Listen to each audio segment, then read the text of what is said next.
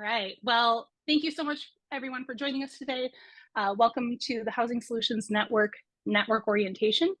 For some of you, this will be a new introduction. For some of you, it will be a reintroduction to the network, our approach, and then kind of setting you up for what happens next.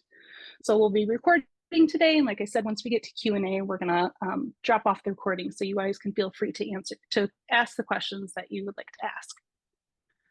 So starting off, little introduction. There we go. Front and center is that we are a small but mighty team. My name is Liz Ward. I'm the director here over at Housing Solutions Network. This means that I do a lot of like the admin, the strategy, some public facing engagement on behalf of the network.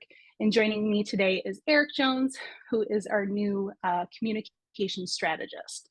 So initially, Eric joined us to focus on our Share Our Spaces campaign.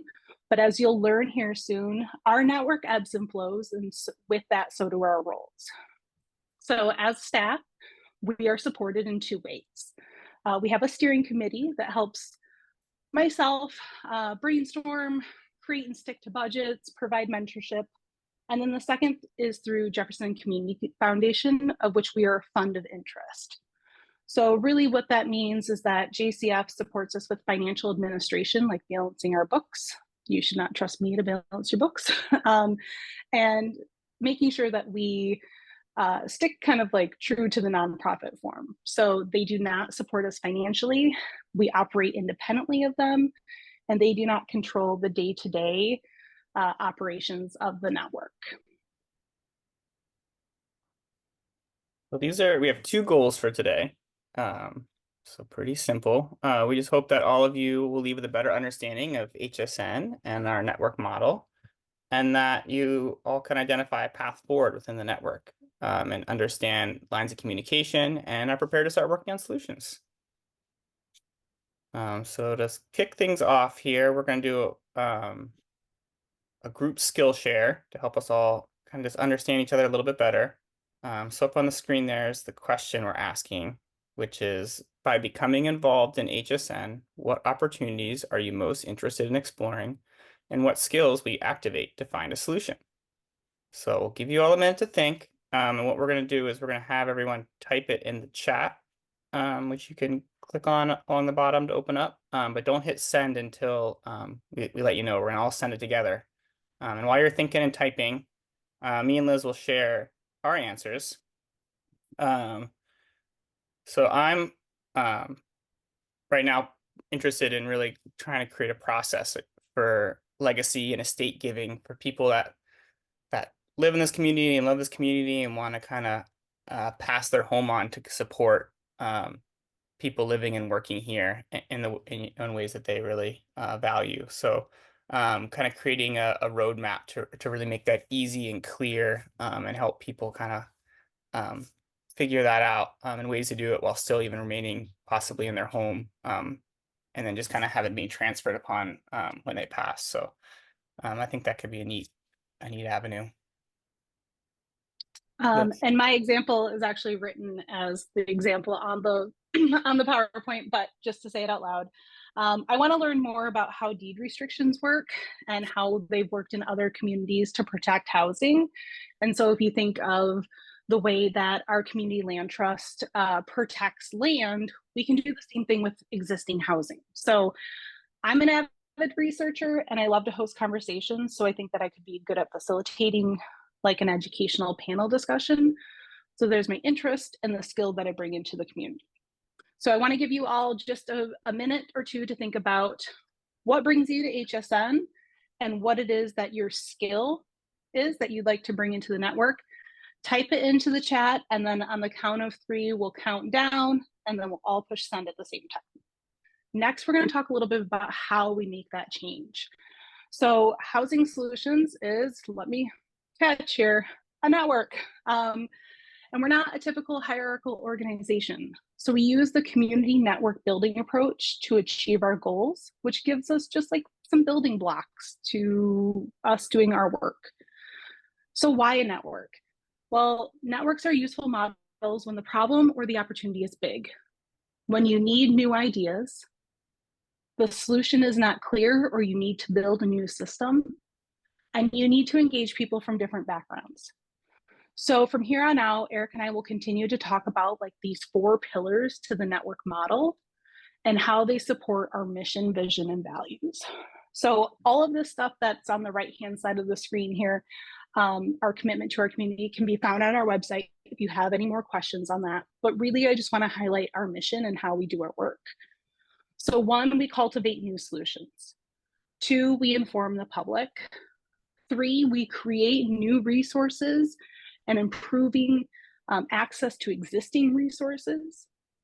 4, we advocate for affordable workforce housing. And 5, we partner with others to achieve mutually beneficial goals. We cannot do this work ourselves, and there's so many amazing organizations and opportunities in this community who are doing really good work as well. So the practice that we kind of engage in is, again, through this network model. So we have many leaders. We work through collaboration and relationships to strategize on how to make our work more effective. No one person directs any other person's work. We do this through many voices. So we provide a place for people to build a more common understanding of both the problem and the various solutions that we are working with and working towards to engage in housing advocacy as individuals. And lastly, there's many solutions. So even within our Skillshare, we saw a lot of different ways that people wanted to engage in solution building. We offer a community forum through which people can imagine their own solutions and then engage with each other to experiment, to learn, and most importantly, take action. Right. So here we're going to talk a little bit about where HSN falls in the housing landscape amongst other provider or housing focused organizations in our community, and kind of where we also are focused along the housing continuum. So really honing in on that graphic there on the left, you can see our population broken down into 4 segments. The top one being called workforce or attainable. It's kind of, there's a couple different phrases, sometimes called just like middle income. And there's low, very low, and extremely low. And the bottom 3 are more clearly defined groups. They're federally defined even, and they're based on percentages of income. And so they're typically expressed this way and as percentages of the median income for our area. It's all area specific. So for example, the low income is defined as a household making between 60 and 80% of the area median income. And this is where most government subsidies and other funding sources often stop. And as you can see, it's also where the focus of many of the other housing organizations in our area also stop. So those organizations are all doing great work, but a lot of them rely heavily on federal and state and other funding sources that kind of make it hard for them to reach above that. And some of that's changing. So we really try to support those organizations as we can, but then really advocate and focus on the segment above that, the 80% and up, and really just trying to bring a voice to that group. Because even though they may make more than 80% of the area median income, it's still far from enough to afford most of the rentals and houses for sale around here. And then beyond that, HSN is also serves as a vehicle for spreading information affecting or relating to housing, including ordinances and regulations. We're a place for partnerships to form for people working on similar goals, and oftentimes these will spin off into kind of their own groups. And we also are really big on creating housing resources for all people and lots of circumstances. All right, so going back to those 4 pillars, I'm going to talk about where we are now, and within that network model, the problem is big. So I'm going to set us all in the current reality of housing here in Jefferson County, and I want us to ground us all in some data that we feel helps tell our story here locally. I'm going to read the slides verbatim. I hate doing this, but I'm going to do it anyway because I think that all of these numbers are really important in our storytelling. So 48% of Port Townsend renters are cost burdened by housing. Cost burden means that you spend more than 30% of your income on housing costs. Housing costs means your mortgage plus utilities or your rent plus utilities. 3,985 new homes are needed in Jefferson County by the year 2044.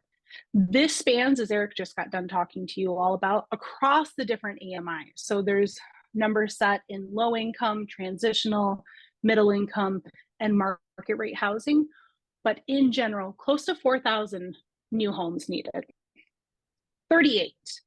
This is where Jefferson County ranks out of the 39 counties in Washington for affordability for both first-time homebuyers and homebuyers in general.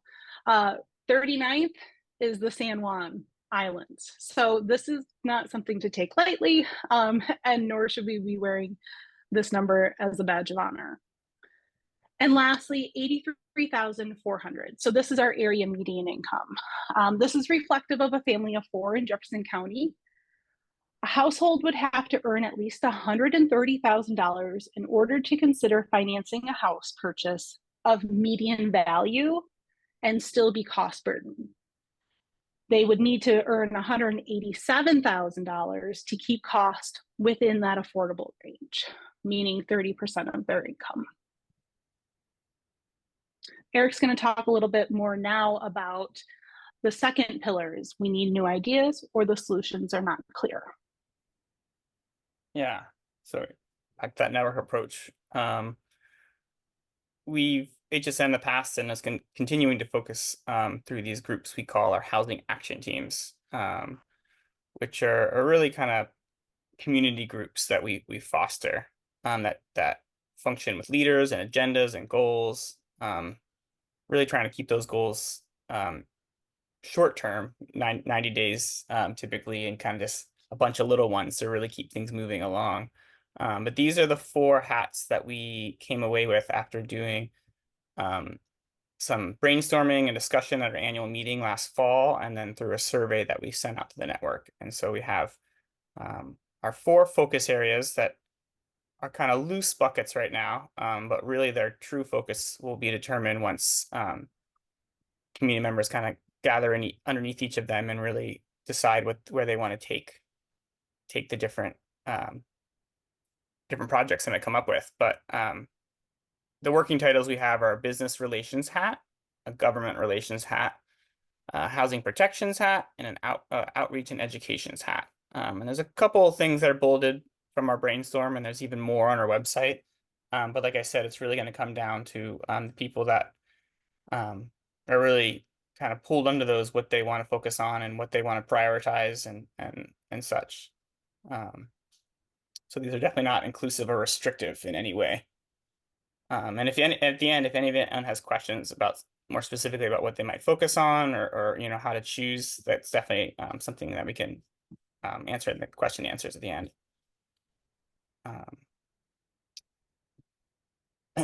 So continuing with the hats, there are the typical way that we have most people engage with us. They're kind of the doing a lot of the work, but we do also support kind of more independent or kind of special projects. So bring that up at the end too if you have any questions there.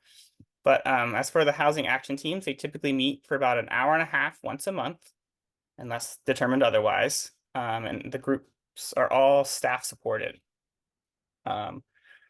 We operate in a digital workspace, so all of our communication is done through email chains. We use Google Groups so that everyone's included on those emails easily.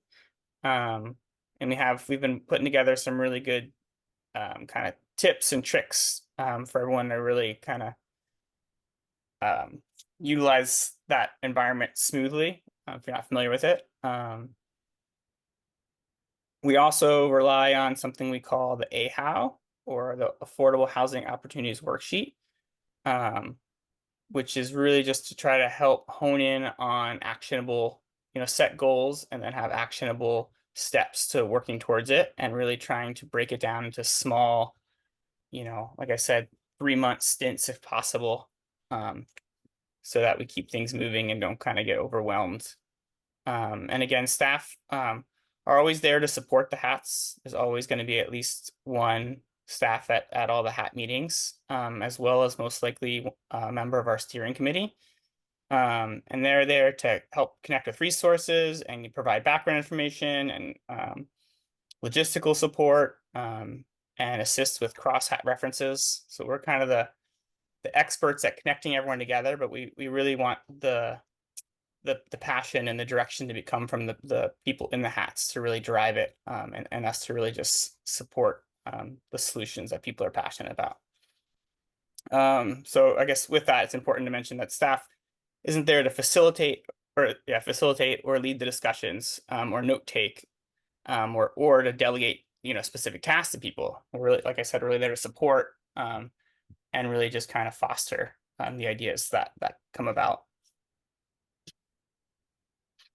So as Eric alluded to, and what we kind of talked about earlier is, within this, we're trying to create the best housing advocates that we can without doing the work as staff.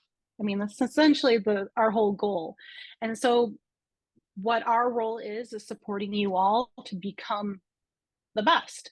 And so part of that is we'll be sharing our network toolkit. And this is us, weaving together some resources, tools, and templates so that you all can feel confident and comfortable and supported in doing your day-to-day or month-to-month work.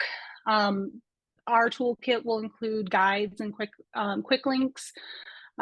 It'll also include that AHOW, so the Affordable Housing Opportunities worksheet, guidance, and then we'll have some support tips and tricks for even basic things like Google Drive and Zoom, and how to use Canva, which is the platform that we use to make these really awesome slides. So this is a great tool to bookmark and come back to. And I think that many of you will find that this is helpful in other volunteer situations, organizations, or other networks that you might be engaging in.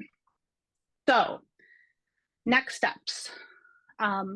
Eric and I will send out a welcome email to each of the hat via their Google groups. We would love for each one of you to leave tonight having a better understanding of what those which those hats are. And so we know which one to put you in to continue communication. So if you haven't already, please identify a hat or a project that you're interested in and let one of us know. In the welcome email, you will receive this Wednesday. You'll find the toolkit, you'll find more of your hat logistics, and a doodle poll for meeting times so that we can ensure that we're coordinating around everyone's schedules. So with that will also be a prompt that will encourage you to introduce yourself to others in your hat. And then lastly, you'll attend your first hat meeting. And so those should be happening in early February. But before that, if you would like to, get out of this digital world and into an in-person event, we encourage you all to attend our housing happy hour, which will be Wednesday, February 7th at the Poorhouse. The rules around housing happy hours is that there's no agendas, there's no presentations, and there's only housing conversations going on. So it's a pretty low risk, high reward kind of event. And that's it.